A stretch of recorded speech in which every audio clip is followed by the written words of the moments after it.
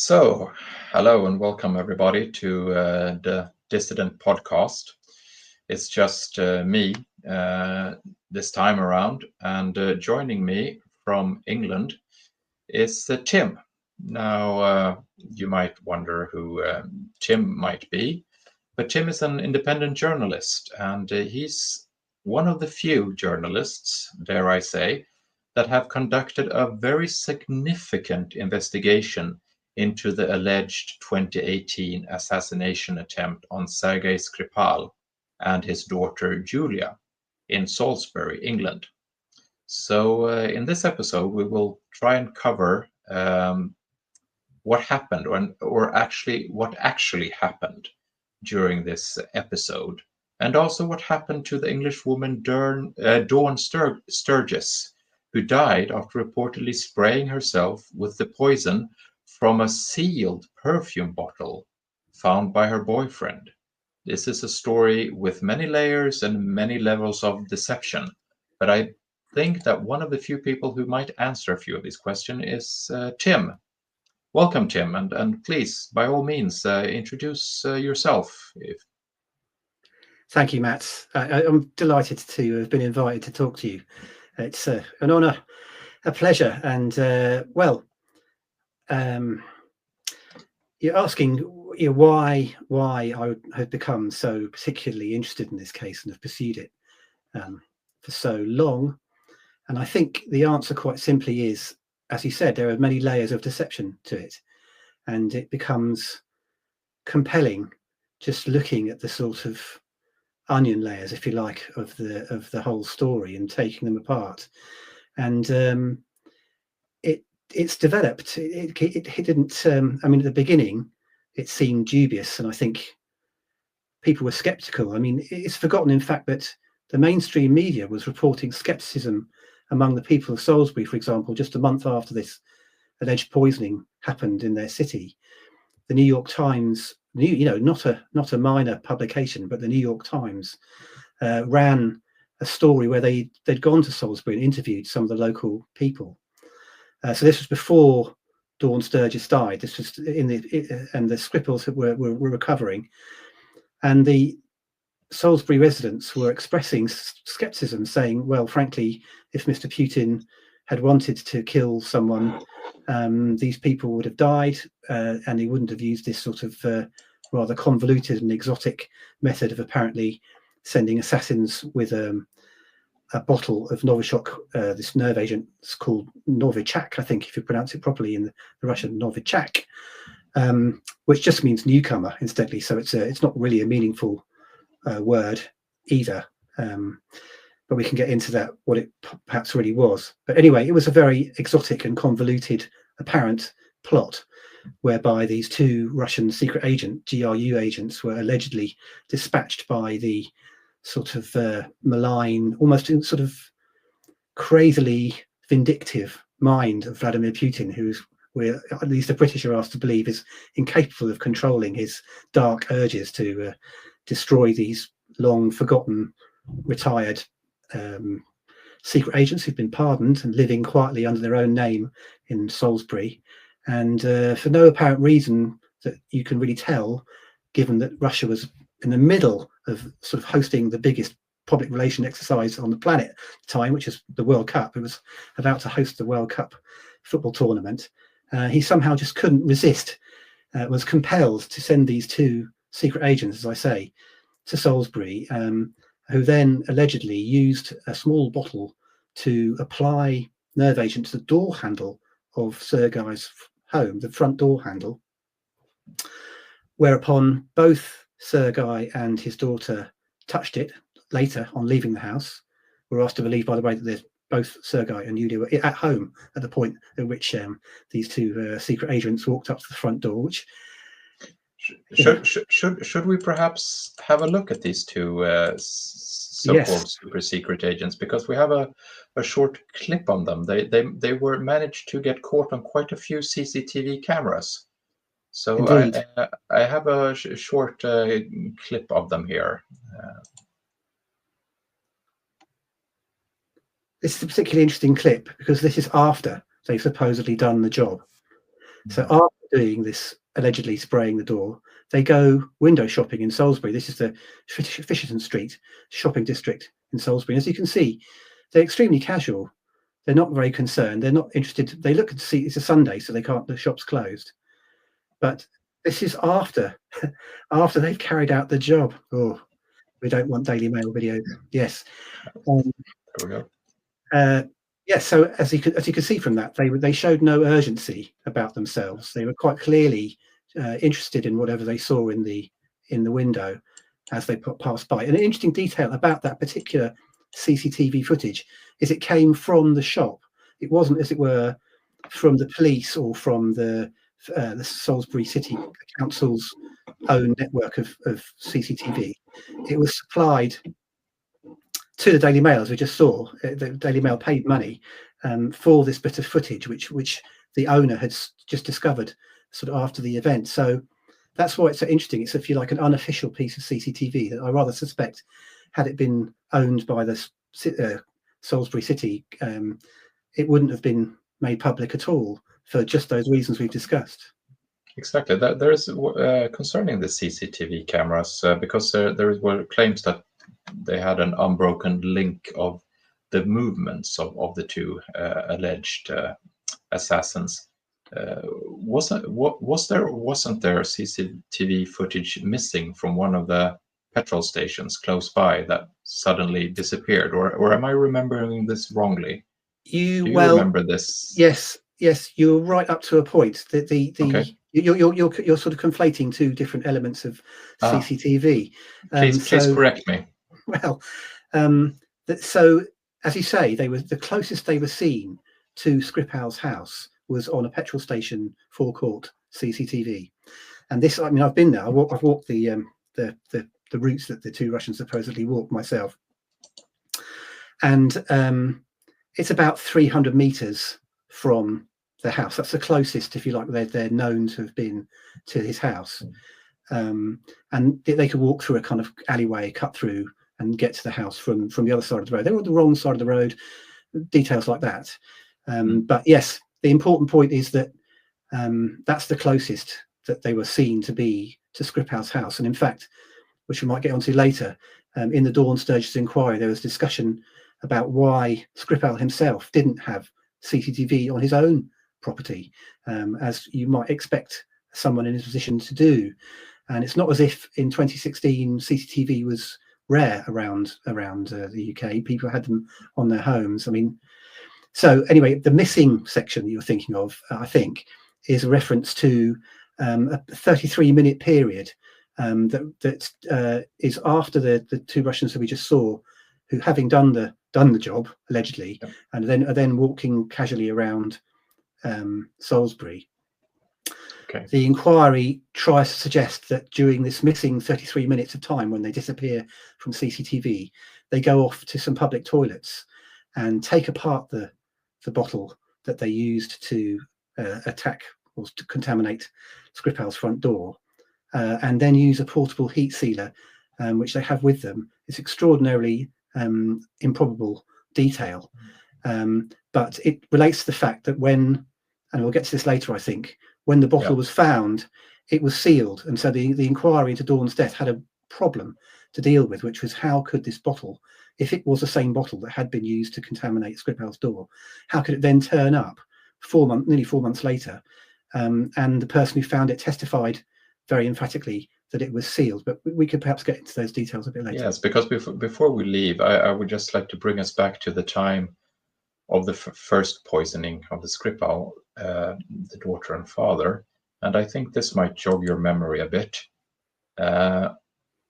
that they were looking at different types of means by which this nerve agent, which allegedly is more poisonous than VX gas, was applied. So they were saying that it could have been at home, it could have been on the car door handle, and it could also, I believe, have been on the luggage of the daughter's cases that she bought, or suitcase that she bought. And one of my or I would say one favorite is, of course, the car door handle that was poisoned. But let us not also forget that it could have been a bouquet of poisoned flowers at the late Mrs. Skripal's grave. So the final theory, which was flying around, was that the air vents in the BMW car was the way that this was administered. But later they kind of stuck with the door handle story. Now, the door handle story has some troubles concerning it, doesn't it? Very much How so. long very much so. Could you? I know this sounds like a very silly question, but could you please enlighten us about the door handle?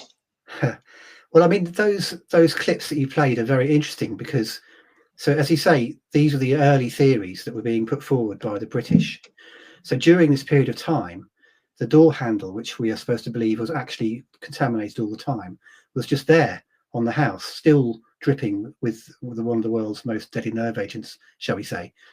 And police were going in and out of the house. And there was one policeman who suffered some mild poisoning and seemed to make a complete recovery. His contamination was propagandized and made to sound like he was on the verge of death. It was not true. But all those alternative theories. He has never given has he given any interviews about Yes, this? he has. Yes, in fact, he okay. has.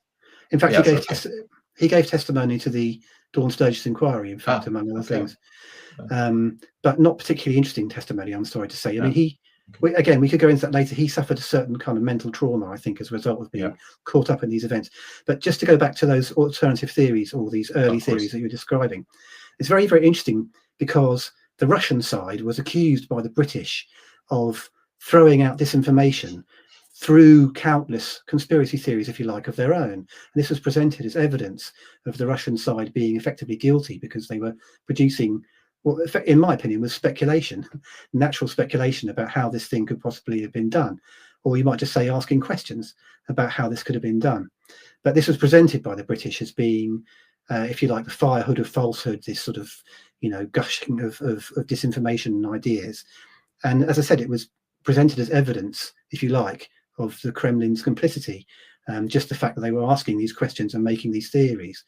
But of course, the British were also making increasingly wild theories. And the one, my favourite, which you haven't mentioned in your clips, is one that only was in the tabloid newspapers, where the British MI5 speculated that a mini drone had been flown over the heads of the Skripals, and somehow, some remote-controlled spray or something was activated from this mini drone, and that was how they got poisoned. And when it comes to improbable theories, I find that slightly more probable than putting nerve agent on a door handle, to be honest. I mean, if we're going to go there, but yes. Yes, because then allegedly they touched the door handle, and then they went out of their house, and I think there are a few hours which is unaccounted for the father and daughter before reappearing at the restaurant. And it was after this restaurant visit that they sat down on a bench, which has later been dramatized by the BBC, and I think we can have a short clip of that drama to heighten the mood of this discussion. And here we have it.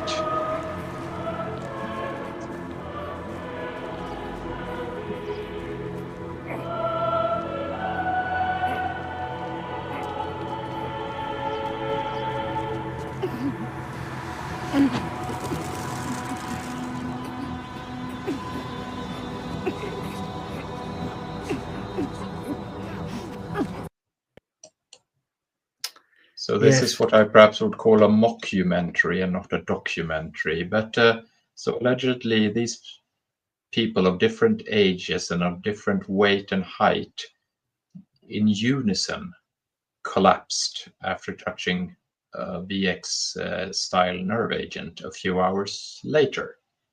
Earlier, Now, yeah. already there, people should be asking questions, shouldn't they? Oh, of course. And I mean, that's is the opening sequence of a 3-part, as you say, docudrama is, I think, how the BBC would like you to call it, but Yes, of course. mockumentary. But I mean, it's very interesting that they really rushed that out, relatively speaking. So that was made in 2020, and it was put on the screens almost exactly 2 years to the day of the original event, on March the 4th, 2018, just a couple of months. So it is interesting that the BBC felt it needed to sort of cement the narrative, if you like, in the minds of the British public really quite quickly. I mean, 2 years isn't very long, considering it took 6 years before the whole public inquiry was finally sort of forced to grind into gear, and these things take years, generally speaking.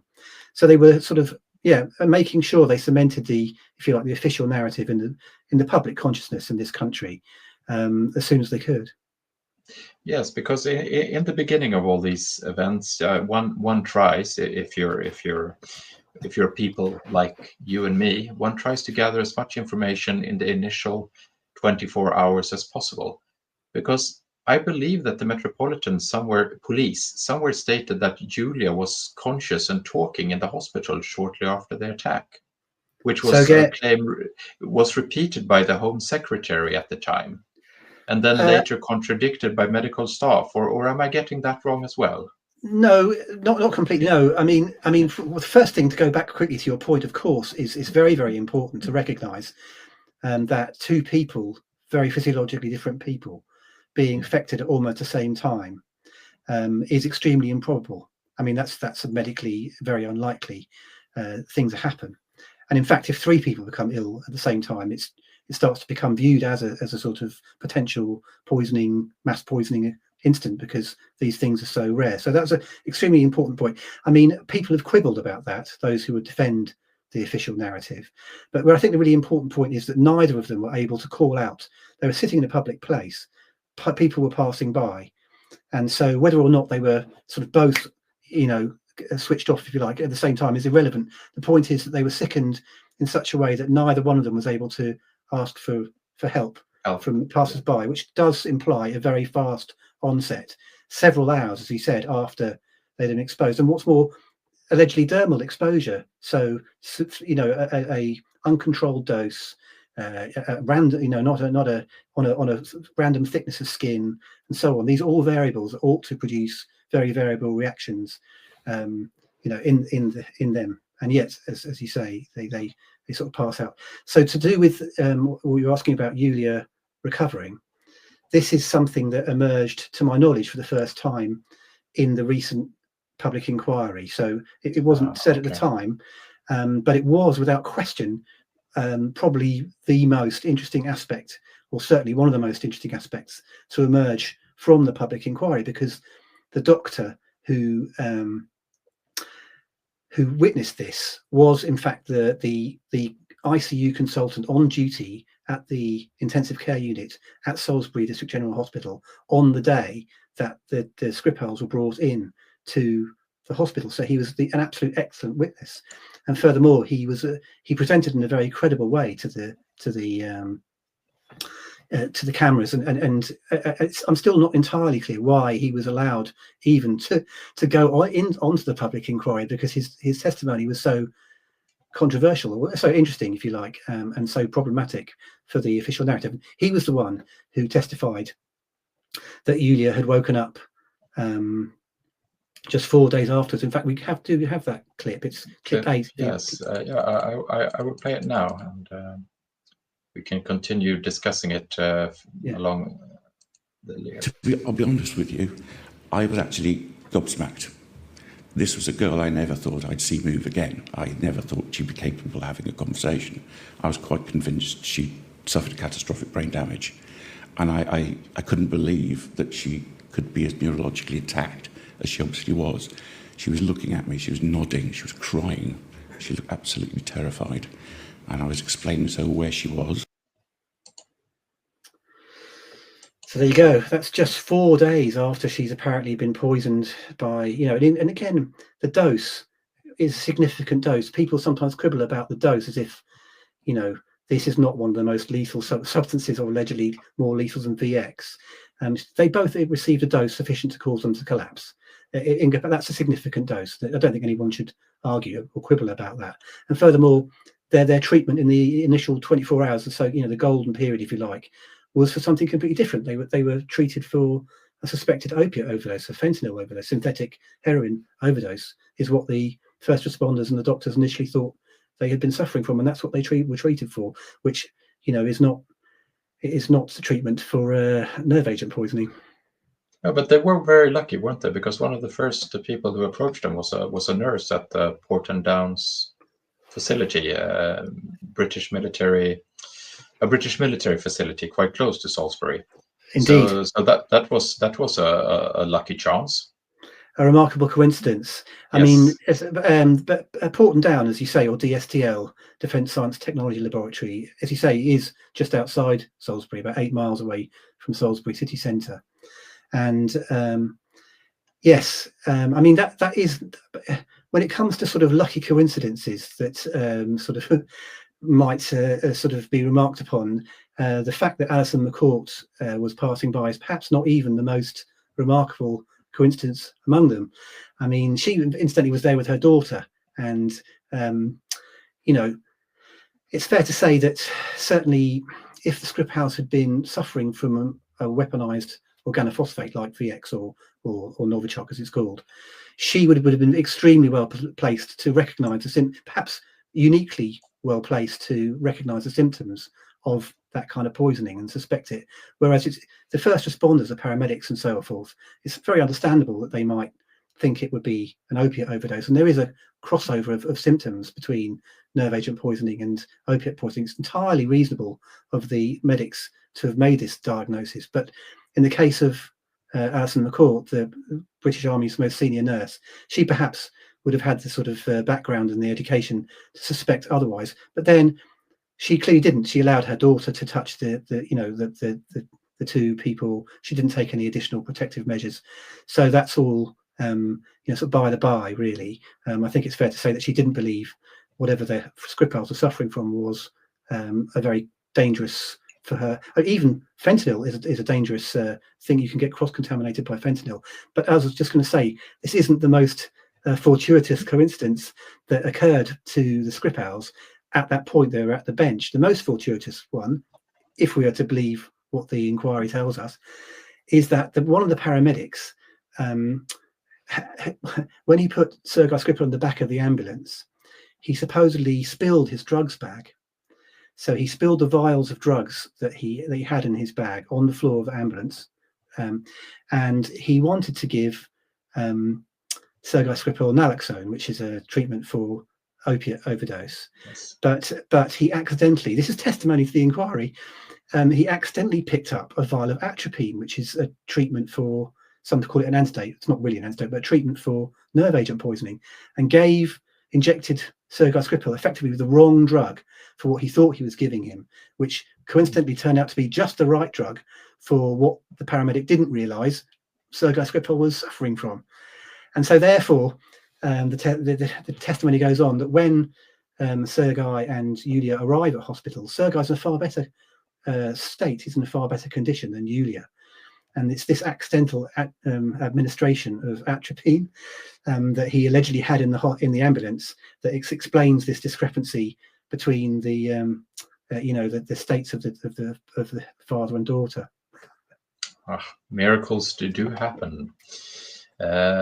Just to round up Julia and Sergei and move on to Dawn and the real inconsistencies.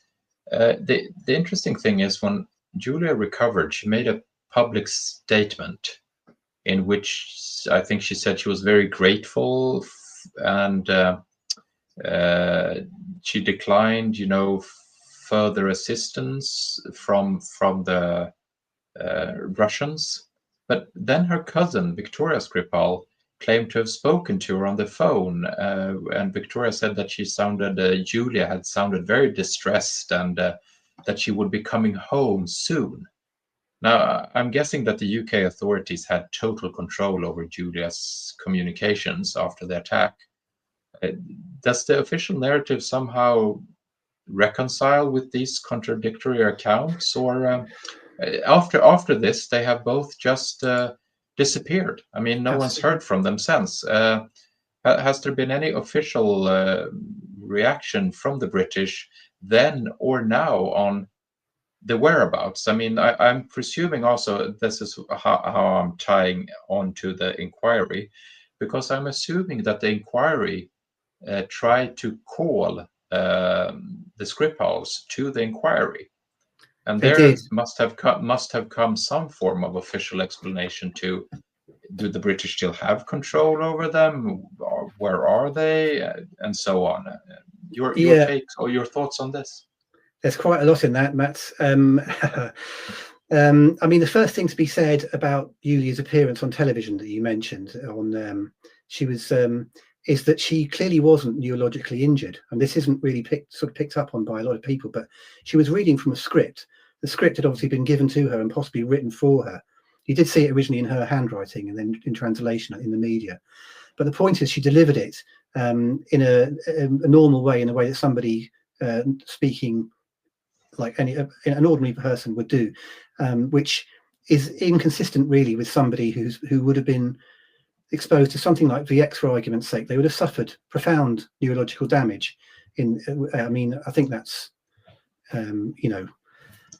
people who are aware of, for example, veterans I know who talk about the training they receive when they're exposed to, or if they were exposed to a nerve agent, is essentially to inject yourself with atropine within 30 seconds, or really it's all over. You're going to have the very best you can hope for is a lifetime of disability beyond that point. And she was absolutely fine. She looked fine, just like Dr. Cockcroft said in the clip we looked at 4 days afterwards. She woke up and she was neurologically intact, or extremely, she was crying, she was talking, and so forth. And then she said the most interesting thing she said in the conversation, or the speech, and it wasn't an interview, it was described as an interview. It was not. She just read from the script. She said at the end, in the longer term, we're not quite sure what she means by the longer term, and no one can ask her because, as you say, she's disappeared now. In the longer term, I hope to return to my own country. That's what she says. So people then left asking, what did she mean by that? Did she mean 5 years? Did she mean after President Putin had sort of retired from power? Maybe because she feels that she's collateral damage of an attack was ordered by Putin and so forth. You can see here in this picture that she has a tracheostomy scar, and exactly. That's another interesting detail, because she had the tracheostomy very close to the end of her period in hospital, and in fact was only in for a few days.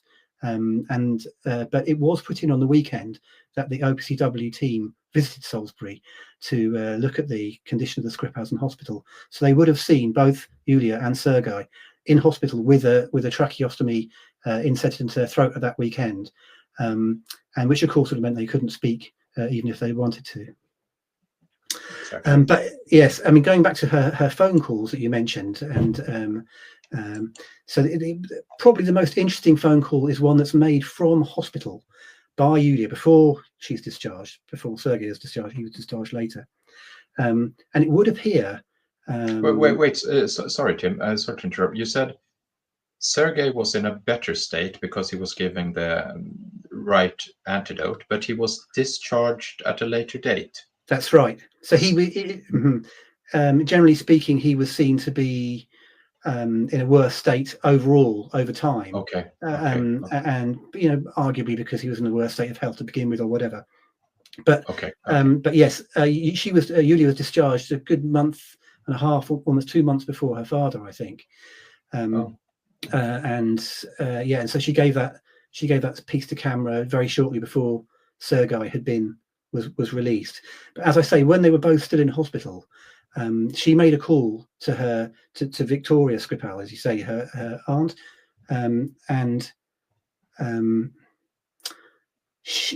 the impression one gets is that she was given the phone to make that call by one of the nurses. That they had a good relationship with the staff at Salisbury Hospital, the Skripals, and she wanted to speak to her family, and so. She was given the phone, and I don't quite know how she would have had the number. Perhaps she memorized the number, but she was able to call her. And this disrupted the narrative, because I feel as though had this not happened, the narrative might have simply been that we, as we had in Sergej's case, essentially vanished from the face of the earth from the point at which they entered hospital. You know, we haven't seen anything from Sergej. We've had a couple of supposed phone calls and voice messages, but you know, the whether or not these can be treated with any seriousness or credibility is another matter. But yes, it's that particular phone call from the hospital where she says to Victoria, you know, everything's fine, everyone's going to be okay, you know, Dad's recovering and nothing can't be fixed and we're going to be all right. This really sort of rather disrupted the narrative at the early stage from the British point of view. Oh yes, it most certainly did. And then we come to the plot twist when you thought that everything had quieted down and we've started to move on. There was a woman who was, I would say, the only fatality, at least proven fatality, to this whole immense poisoning, and that was Dawn Sturgis. Is that how you pronounce it? Sturgis? Yeah, that's right. Yeah. And her boyfriend Rowley. And now I think we have a clip on how he explains how he's built it on himself. Well, let's just explain before we get there. I mean, yeah, but because exactly. So we can move on now if we leave. So now we're just leaving the Skripals and we're moving on to the Rowleys and Sturgis incident with the continuation of the Novichok saga. So please, Tim, fill us in. Well, exactly that. And it's important to recognise this comes 4 months after the event. So we've got a gap of 4 months. As you say, things are calming down. And as we were mentioning earlier, the New York Times was reporting that the people of Salisbury themselves were becoming somewhat sceptical of this narrative that had been sort of inflicted on them, if you like, of a deadly nerve agent, which, as you say, produced absolutely no fatalities whatsoever. I mean, we missed out a part about the Skripals during their journey having been poisoned to the bench. They go to the pub and they go to a restaurant, but they also feed some ducks quite early on from their poisoned hands with bread. And so, you know, we're supposed to believe that this contaminated bread went into the and didn't even kill the ducks, although the CIA did lie to then President Trump about this and say ducks were killed, or it's something along those lines. It would appear that the deputy head of the CIA showed I can second your memory on that. It's true. There were photos shown by the female CIA officer at the time, whose name Gina Haspel. Gina Haspel. Thank you. Yeah, and also she also added that the children were injured at the same time, and that the ducks had died. And apparently, since President Trump is a very visual man, he got all upset about this. So that's how the CIA and the MI6 control narratives. They know how to push the buttons. Exactly that. I'm glad you reminded us of that point. Well, I mean, it is just as you say. You know, President Trump's not big on reading, more visually engaged, shall we say, perhaps. But at the other point is that instantly the New York Times withdrew all this story, sort of about a few weeks later, and it was all, you know, said to be a mistake, and it didn't happen. But by that time, of course, and America alone had expelled 60 Russian diplomats, and it closed down the embassy in Seattle as a direct result of this. So the job had been done as far as you know, affecting the. Anyway, so as you say, we go forward 4 months to the Dawn Sturgis incident, and I think the first thing to say is clearly Dawn was a real person. In fact, there is a tragedy in this story. It is not, although the narrative that we've been asked to believe is laughable and absurd in many ways, bordering on, you know, it is comical. It wouldn't make it into a spy fiction film plot, I don't think.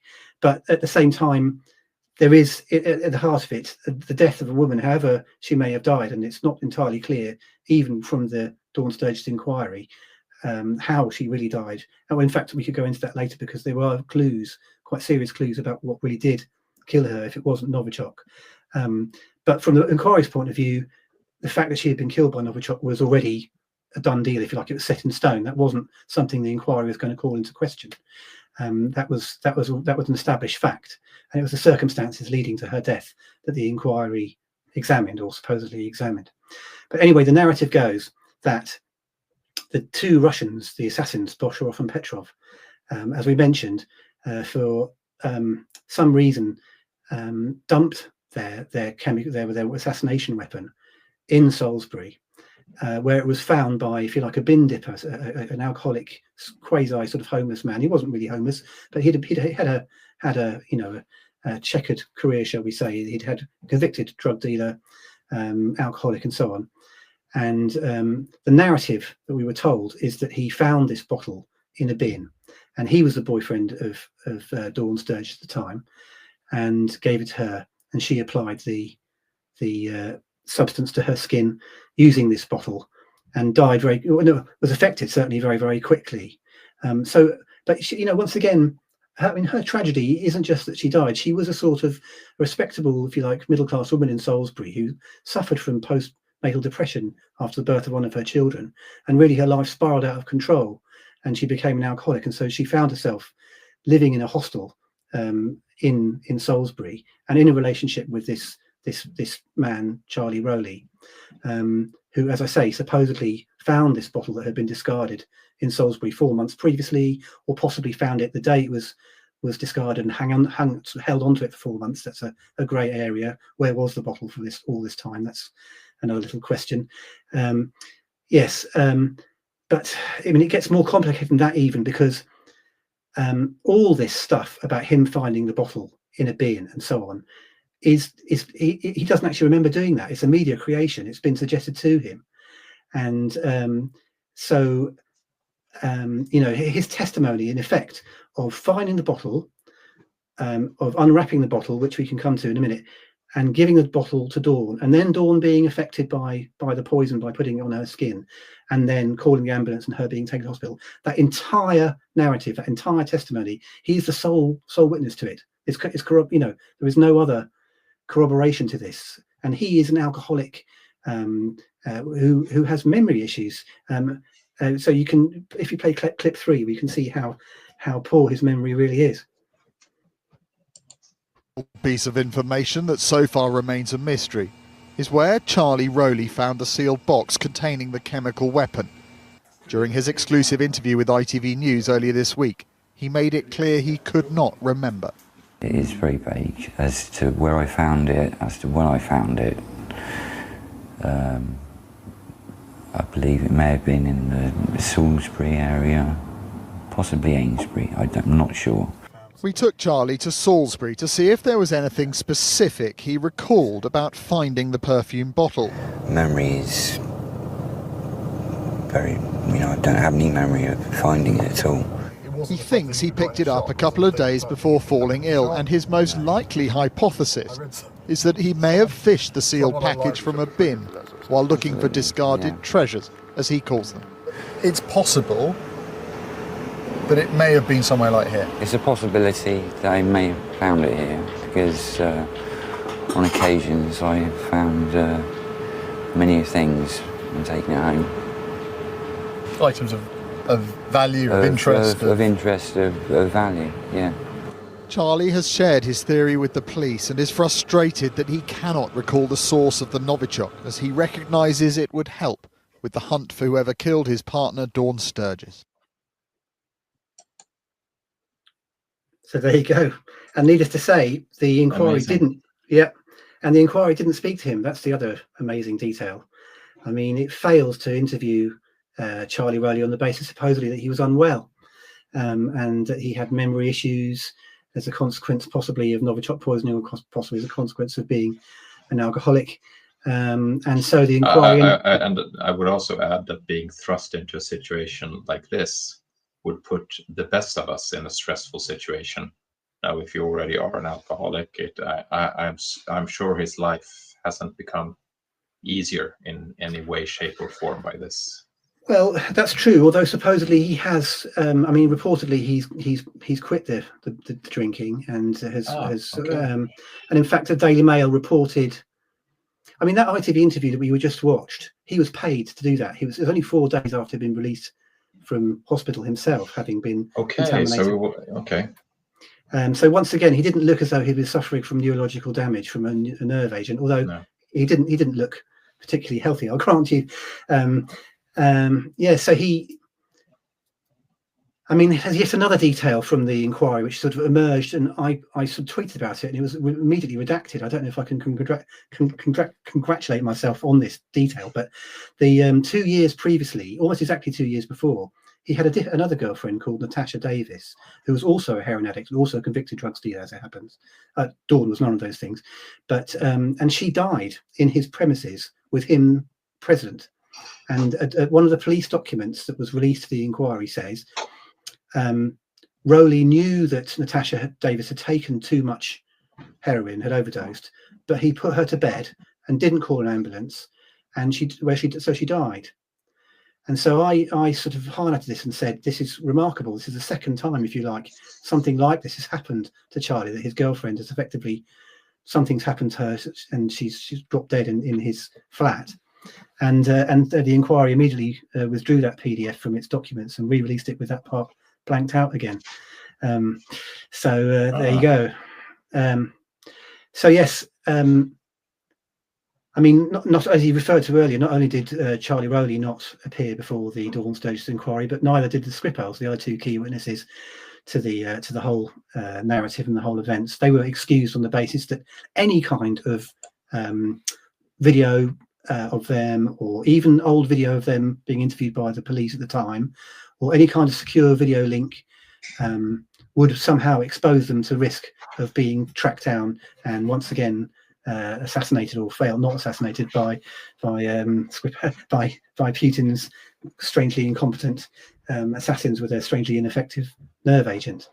But what it really boils down to is, from a narrative point of view, and I say this with greatest respect to the Sturgis family, there needed to be a body. There needed to be a body to stop this narrative from really collapsing completely, because otherwise, as you referred to, we would have a deadly nerve agent in Salisbury with not even ducks having fallen victim to it. And so the Sturgis family, to their great credit, have pushed back very heavily against Dawn, if you like, being used in this way as to sort of bolster the narrative, if you will. And that is why we've had this inquiry. And you would be, if you'd read the British press at the time in the run-up to the inquiry, you would be led to believe that it was in the sort of interests of transparency and, a good investigation and respect for Dawn's family and so on, that this inquiry was held at all. But it's totally not the case. The original coroner ruled that he would not look into the circumstances around Dawn's death, and he would not examine alleged state culpability on the part of Russia. He would not. He just didn't want to go there. And so it was the Sturgis family, particularly Dawn's daughter, with the support of her grandparents, and I'm sure you know a very well-known lawyer, Michael Mansfield. Yes. They effectively worked together to force. They won the case through the courts that said there would have to be some sort of examination of Russia's alleged culpability for Dawn's death, and their argument was effectively that the British state had been negligent in putting Sergei Skripal in the heart of Salisbury without adequate protection, because he represented a potential risk to the people around about, such as Dawn, because there was always a chance that Russia would, or Putin would, sort of order this vindictive revenge attack on a known sort of double agent, which is what he was, a retired spy, or possibly not retired. We don't really know. So anyway, that's what happened. It was the Sturgis family's pressure and their determination, really, that pushed this inquiry into being, and the British government dragged its feet terribly over it. It took 6 years, as I said, before we got to that stage, and it's still technically ongoing. I mean, they haven't published the final report yet, so technically it's still going, and they apparently had secret sessions behind closed doors that even the Sturgis family lawyers weren't allowed to participate in. I mean, the Home Secretary, Priti Patel, in the time, she issued this sort of extraordinary sort of order that said material would be sort of removed from the inquiry before even the chair of the inquiry was allowed to sort of look at it. There was stuff that was censored, if you like, before the inquiry even began. So that, who knows what documents, but clearly the Sturgis family they're on record as saying they were unhappy with the government's. They said, we feel the government's responsible for what happened to Dawn and so on. Yeah, I mean, in the medical terms, she had a heart attack. That is what the pathologist said, so this led to brain damage, the lack of oxygen to the brain, and she was then revived by the paramedics who arrived at Rowley's flat in Amesbury, and taken to hospital and put on a ventilator. But by this time, she had suffered catastrophic brain damage as a result of this heart attack. And after sort of a long time, the pathologist there had to be a sort of second autopsy, and the pathologist saying, okay, the heart attack was caused by novichok toxicity. But there was John Helmer reported on this particularly well, that there was a sort of disagreement, if you will, between two pathologists about what exactly it was that had led to Dawn's death. So even that is sort of shrouded in mystery. But as I said, from the point of view of the inquiry, all that was already cast in stone. Dawn had died of novichok, and there was no question about that. And I'll just say this final part, which I referred to, which I think is particularly revealing from the inquiry, is that the pathologist gave testimony to the inquiry about the drugs that were found in Dawn's system. And so he was an extremely eminent pathologist called Professor Guy Rutty, arguably the most eminent pathologist in the country.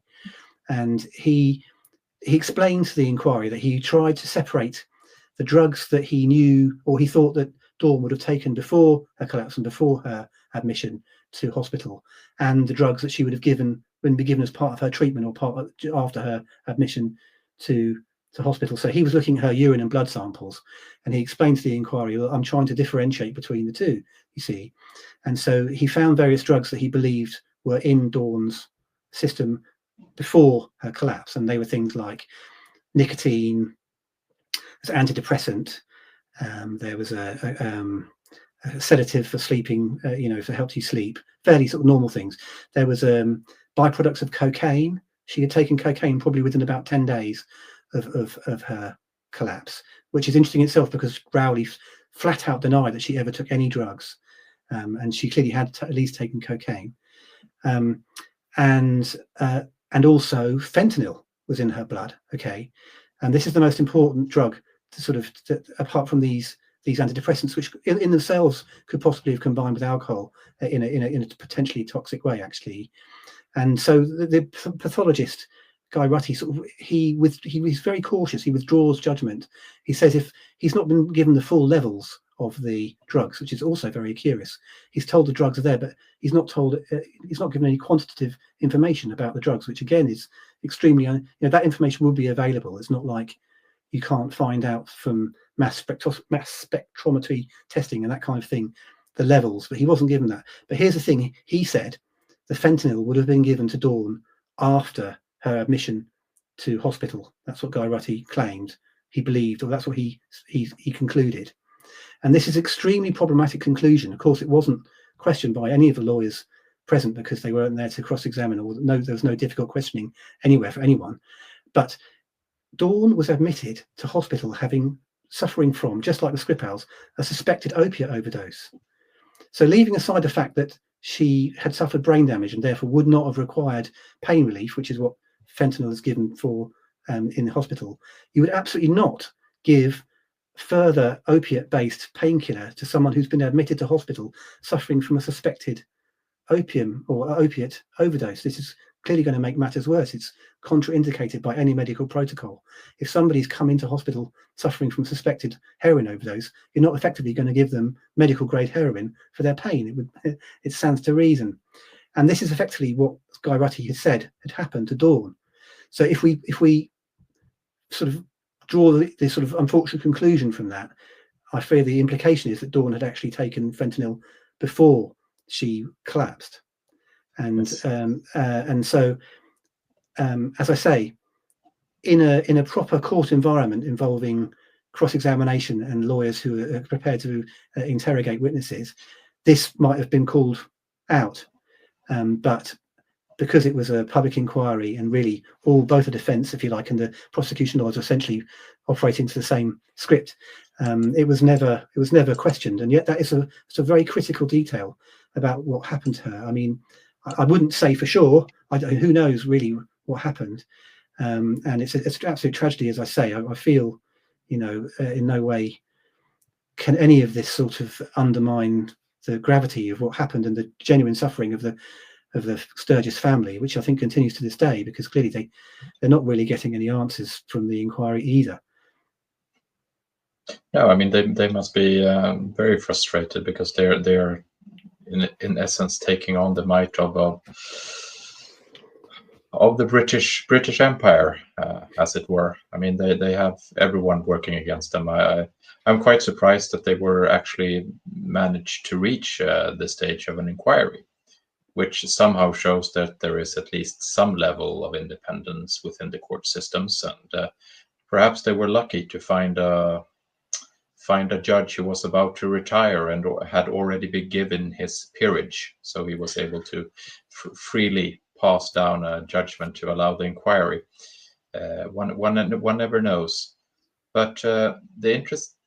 Have they concluded? Because if we go back to this, the resealing of the bottle, as we talked about earlier, have they concluded that there was actually just one bottle of perfume, or have there been discussions about two? Yeah, and I mean, just one being discarded, like they had two samples of this highly toxic bottles with them from the cold heart of the Russian Empire. What did they say about the number of bottles? So I mean, this is also a very interesting little mini narrative that goes on. This again is why it's become such an interesting subject for me. These layers of deception of the onion are just so many layers to them. Continue. Yeah, exactly. And so, but that's a psychological game. The idea of the second bottle, that was speculated. There was speculation in the press in the wake, as you say, of the detail that this bottle was sealed, or maybe it was a backup. Maybe it was just sort of stashed somewhere and abandoned and never used. And there was another bottle, and this was the actual bottle that was used to contaminate the Skripal door and so on. I mean, the problem with that is, of course, if the bottle that was found, boxed and sealed, wasn't the bottle that was used to contaminate the door, then why do you need to imagine there was any bottle? Why can't we just imagine there was a water pistol, or a syringe, or shall we say a specially adapted umbrella designed to fire a pellet of Novichok onto the possibilities that abound. You can just go off into spy fiction and imagine all kinds of way this Novichok supposedly ended up, if that bottle wasn't the bottle. But as I say, it's a psychological trick, if you like, on the British public, because they've established in the minds of the readership and the viewerships of the mainstream media that there was a bottle. And so then, well, maybe it wasn't the bottle. Okay, well, maybe there's another bottle. But they won't make the journey to say, well, maybe there was no bottle. Maybe the bottle wasn't used at all. If that wasn't the bottle, why wasn't it, well, once again, it could have been a drone, being flown by Because when did they identify it as being a perfume bottle? Was that when Dawn was poisoned? Before that, even after that, it took. That's right.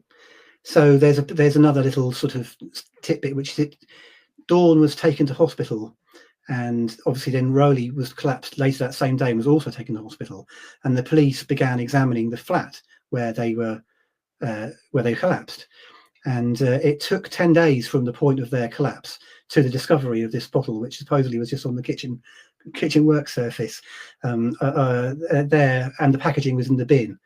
And the police said, well, we didn't know what we were looking for. We didn't, we had no idea what it was we were looking for. And that was their sort of excuse before the inquiry as to why it took quite so long. Yes. And then, well, I mean, we've talked about this sealing problem. Perhaps, we've done that enough. There you go. I mean, so there's the Guardian sort of very reliably just repeating what it's told. The Guardian reporter, Stephen Morris, he's called. He repeats what he's heard at the inquiry, like, okay, there might have been a heat sealer and they received the bottle, and just sort of trots it out in an article for the Guardian.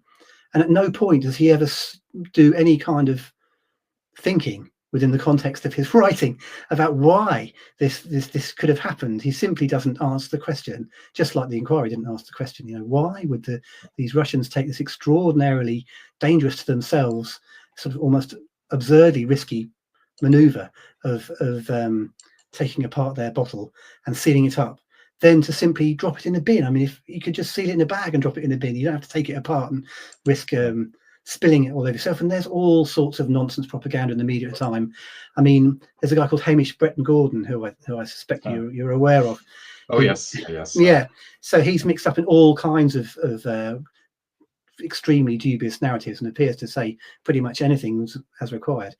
And he did a piece in the Daily Mail saying this bottle would have been designed in a kind of almost like a James Bond style Russian lab to make sure it didn't leak on the two Russians while they, you know, it'd be very embarrassing for President Putin if his two men killed themselves in the field while spraying the door. So he had to make sure the bottle was extremely secure, and so on. But then, and you can actually, if you like, play clip 2. Of course, Rowley gives testimony that when he opened the bottle, it basically fell apart in his hands. First time Charlie Rowley has been seen in public since being poisoned with a lethal nerve agent, a chemical weapon stored in an unopened and unused bottle, which he found and unwittingly contaminated himself with. It was 3 by 3 inch box, ½ inch thick, which contained a glass bottle. So you had to remove the bottle from the cellophane wrapper, put the pump dispenser on the bottle, and it poured. I ended up tipping some in my hands, but I washed it off under the tap. My hands were covered in stuff, hence I can tell you it was an oily substance with very little odour. And they were on tests on it, and I was in complete shock when they told me it was Novichok. There you go. Very little odour, and yet he still thought it was perfume and gave it to his girlfriend. And how long was Rowley in the hospital? Do you remember? About 3 weeks, I think. So he was unconscious for 7 or 8 days, and it was during the period that he was unconscious that the family, the Sturgis family, decided that Dawn was effectively brain dead and couldn't be saved and turned off her life support system. So when he woke up, there's some reports he didn't even remember sort of that Dawn had been affected at all or anything like that in the initial case. He sort of wasn't aware that Dawn had been in the hospital and so on.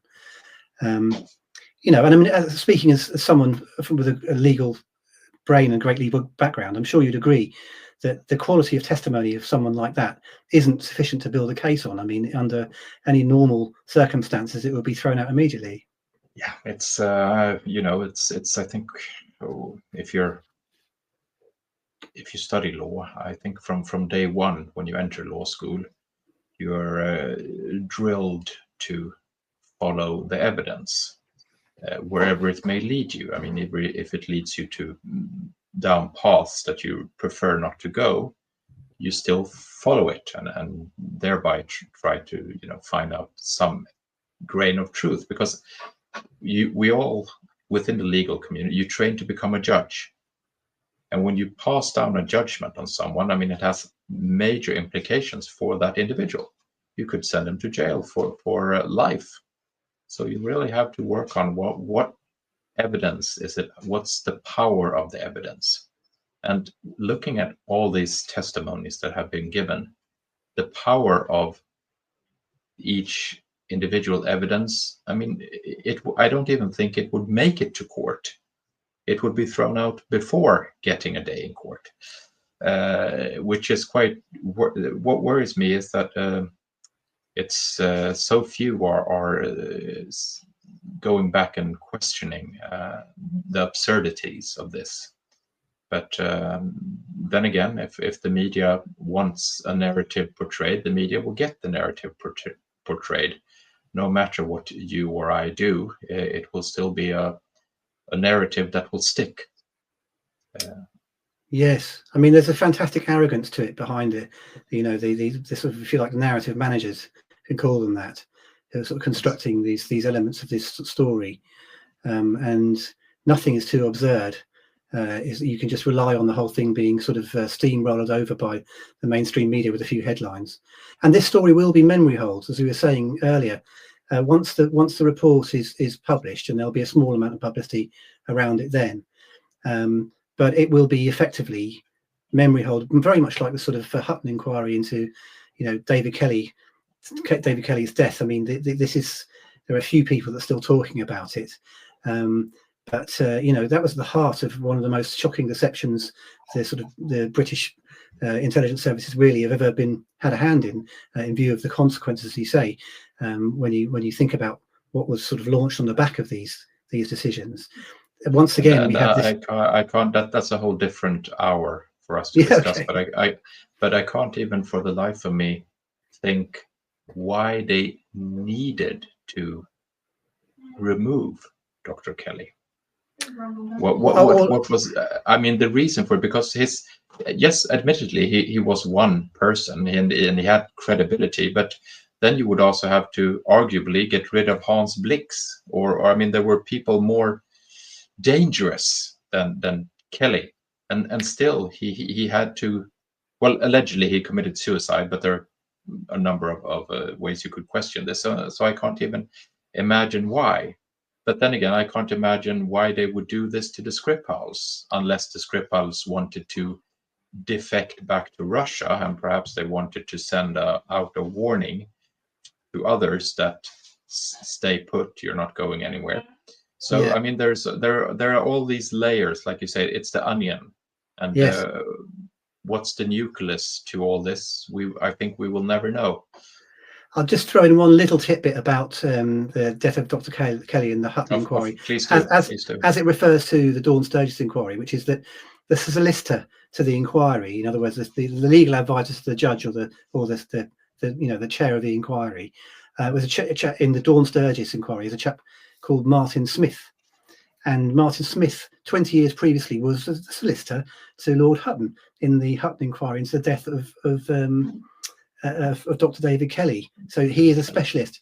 And even better than that, the original pick for the chair of the Dawn Sturgis inquiry was a woman called Baroness Hallett. And she was removed from the inquiry and replaced by Lord Hughes because she had to be taken to chair another inquiry, which is more important, which is the UK COVID inquiry. So she's been chairing the COVID inquiry. And Martin Smith is also the solicitor to the COVID inquiry as well. So a very hard-working chap. He's very, very, very busy. Very busy. Yes.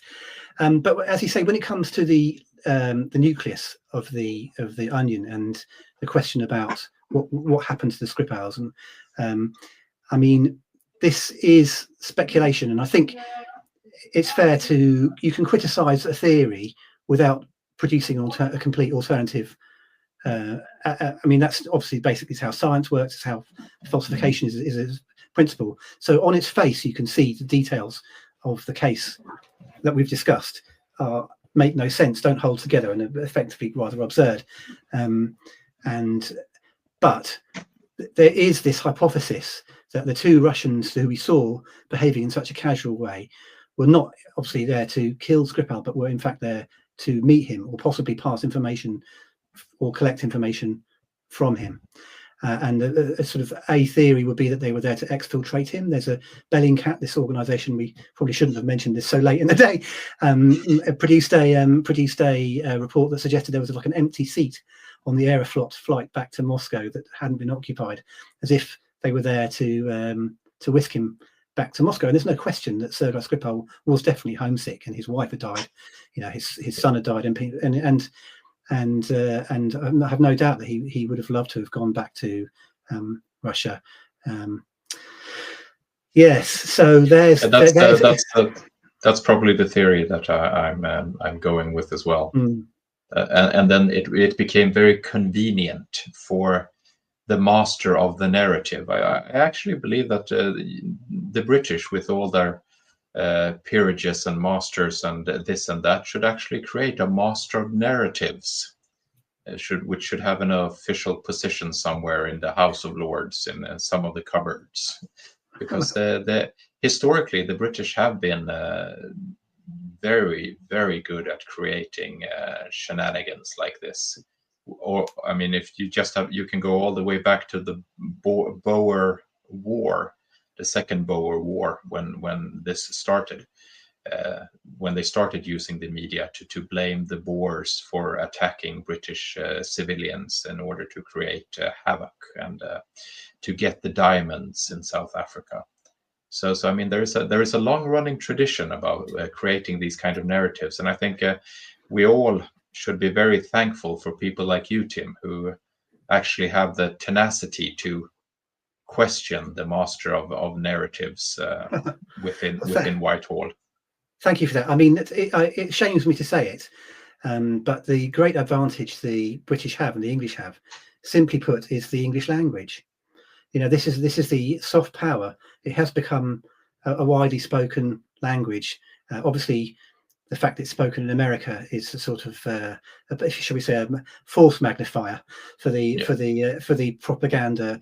And so it is the soft power of having an extreme, if you like, a lingua franca, to mix the metaphors, that allows has allowed the British to sort of get away with these sort of propaganda coups and these propaganda narratives, and be particularly sort of bad at it or good at it, depending on your point of view.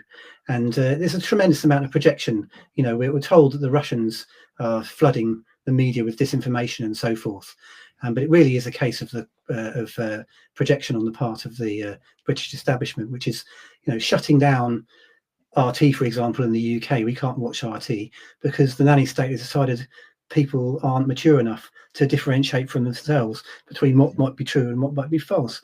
So we have a very censorious and authoritarian government, and we're telling everybody else that the Russians are the sort of propaganda masters and the very authoritarian ones. It's extremely sort of, as they say, Orwellian, that yes, we're sort of pointing the finger, or indeed go Belsian, if it would be, accuse the other of what you're in fact guilty of.